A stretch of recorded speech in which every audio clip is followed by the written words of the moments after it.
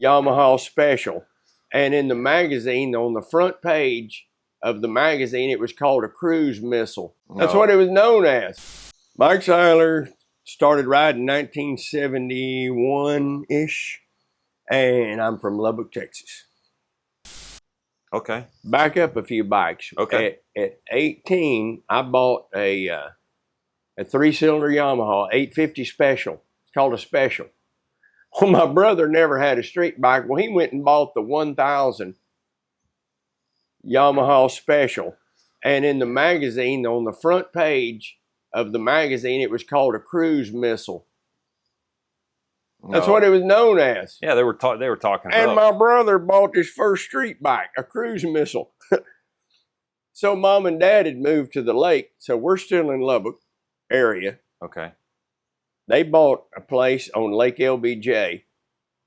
It's about 300 miles from us. Okay.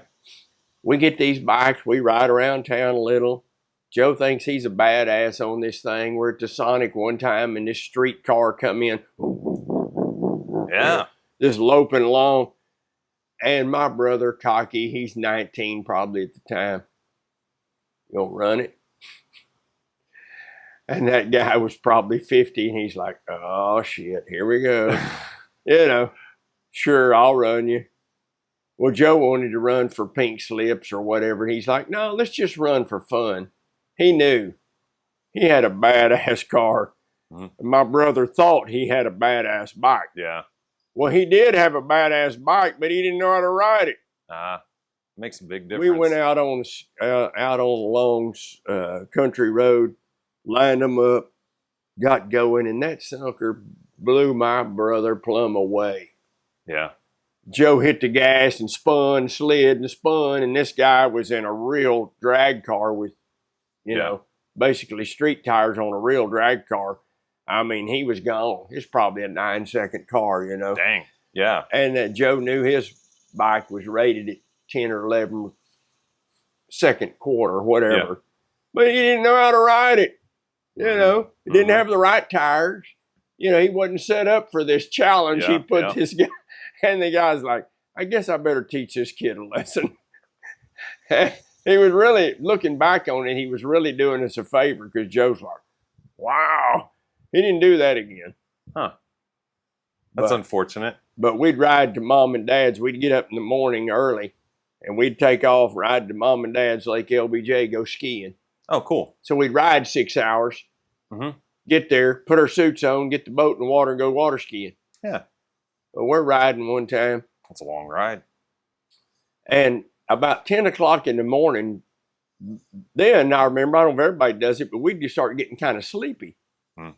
You know, down the street, you know, mundane. Done it more than a couple times. We came through this town and we pulled over and stopped. He's in front of me, so we stopped. Okay. And he goes, I don't remember the last couple of miles. I think I fell asleep. Oh. Riding the bike. Yep.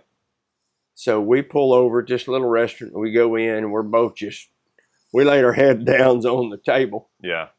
And the waitress come by and says, boys, you can't sleep in here. You can't do that. And the owner goes, hey, Myrtle, whatever her name was, leave them alone. Can't you see they're on motorcycles? They're tired.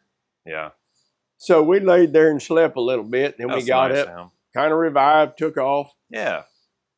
And we're going along kind of straight. Got a little boring again. And all of a sudden, my brother just racked on the throttle and just, shoo. And I didn't even try to follow him. I just kept riding. Minute he's out of sight. Riding along, I just kept riding along, same speed. Minute come around the corner, bike's parked on the side of the road. He's laid up on a nice green, grassy, smooth spot, like he's taking a nap. Yeah. I just go right on by him, don't even act like I notice him.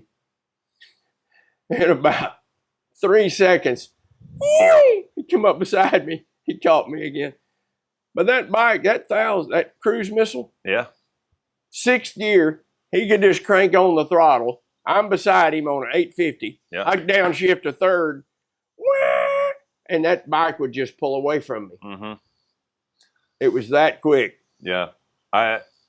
For many years, I rode a 2008 Hayabusa, and it was very much like that. It had enough power that I could get a really good pull even in 6th gear, compared to most of the other street bikes and cars even. So it wasn't very common that I was having to downshift. It was when I met those drag cars, the real racers, that I was having to downshift.